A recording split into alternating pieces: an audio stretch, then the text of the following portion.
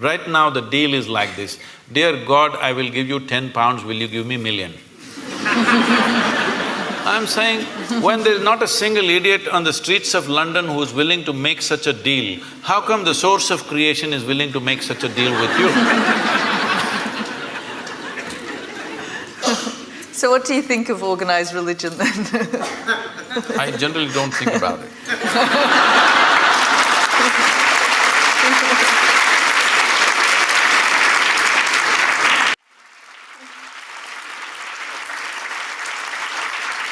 On that note, I just want to open up to the audience and give you a chance to ask some questions from Sadhguru. Just stand up, introduce yourself, and we'll start here on the front row. I'm Meenakshi and I work in technology, Sadhguru. So thrilled and privileged to be here, feeling blessed. Thank you.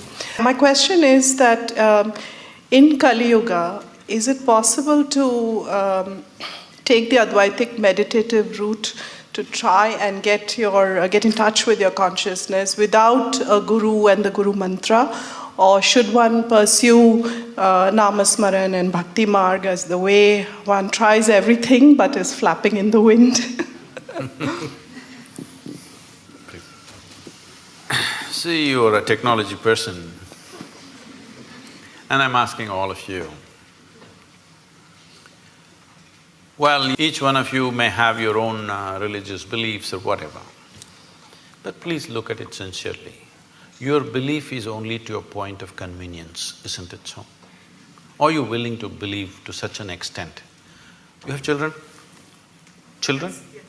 So, are you willing to leave the future of your children in God's hands and leave it, just do Nam Smaran and leave them on the street? Because, street is also in God's hands, right? Are you capable? No. Are you willing to leave your home, doors open, your wealth, everything open, because God is there anyway? No, you do everything that matters to you. You're keeping God as insurance. All right? So, when you're in this state of mind, don't talk about devotion, it won't work. Devotion is a fantastic thing. Devotion is another dimension of intelligence. But with the kind of education that you've gone through, and your intelligence has become very skewed just by exercising one aspect, that is the intellect. Right now, our education systems are exercising only one dimension of your intelligence, that is just the intellect. If I ask you a simple question, would you want your intellect to be sharp or blunt, all of you? Make a choice, I'm going to bless you. So you want it sharp. So essentially, it's a cutting instrument. So let us say you have one knife in your hand and you want to do all the activity of your life with the knife. Well, you can cut things well with a knife.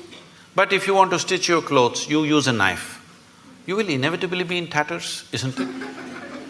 That's all that's happening today. Because you're exercising just one dimension of your intelligence, which is the intellect, which is a discriminatory, sharp instrument which slices open, dissects things. Now, I want to know something physical, I want to dissect it. Now I want to know you, shall we dissect you? Is that the way to know you, I'm asking? If I dissect you, will I know anything about you? Is it possible, I'm asking? By embracing you, by including you, I may know something. By dissecting you, what will I know? What will work for a physical substance, you're trying to apply to your own life. It's not going to work like this. See, the more educated people are becoming, the more disturbed they're becoming. Education should have settled them, isn't it? Education should have enhanced life. But tell me, who is causing maximum damage on this planet? Educated people or uneducated people? Hello? Educated people, isn't it? Educated people should have been the solution. Educated people are the problem. Simply because we are using a knife for everything. If you wonder this thing, there was a time when I was crisscrossing India on my motorcycle. So one whole night I've been riding. I'm somewhere between Madhya Pradesh and Uttar Pradesh, I don't know which state, somewhere around there in the border. So early morning around 6:30, I end up at a tea shop. Full night I've been riding. Then, people who ride motorcycles, they will know one problem is always that every 500 kilometers those days, the chain will become slack. So you have to take off a link and put it back, tighten the chain. This is a very easy job, but it's messy because of the grease and stuff, your hands will become messy. So I'm just about preparing for breakfast, I'm not willing to mess. Then I see on the opposite side a shack which says Mubarak Mechanical Works. Then I see a young boy there and I say, hey, can you tighten my chain? He said, yes, full enthusiasm. Then he goes inside and brings his tools. What he brings? He brings a chisel and a hammer. Then I say, what, you going to do with that? He said, yeah, I can do it. I said, wait. Then I walk into his garage and look, only what he has is chisel and hammer.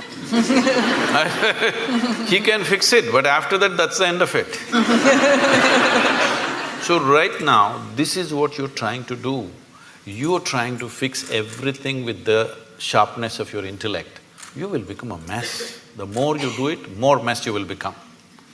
Only satisfaction you have is, you know words and things that other people do not know, but you are a total mess. Yes, because the other dimensions of intelligence have not been opened up in this society, largely. Not everybody, but largely. There are no systems to open up other dimensions of intelligence. So when we say devotion, we're talking about a completely different dimension of intelligence. Devotion is not about belief. Devotion is not about going to a temple, church or mosque. Tell me, is there anybody in this world, either in sport, art, music, business, spirituality, whatever, has anybody done anything significant without being absolutely devoted to what they're doing? Has it happened? So devotion is another dimension of intelligence. If you exercise that, life will be very beautiful. But it does not mean that you can simply believe that devotion has become deception because it's a deal. Right now the deal is like this, dear God, I will give you 10 pounds, will you give me million? I'm saying, when there's not a single idiot on the streets of London who's willing to make such a deal, how come the source of creation is willing to make such a deal with you? So what do you think of organized religion then? I generally don't think about it.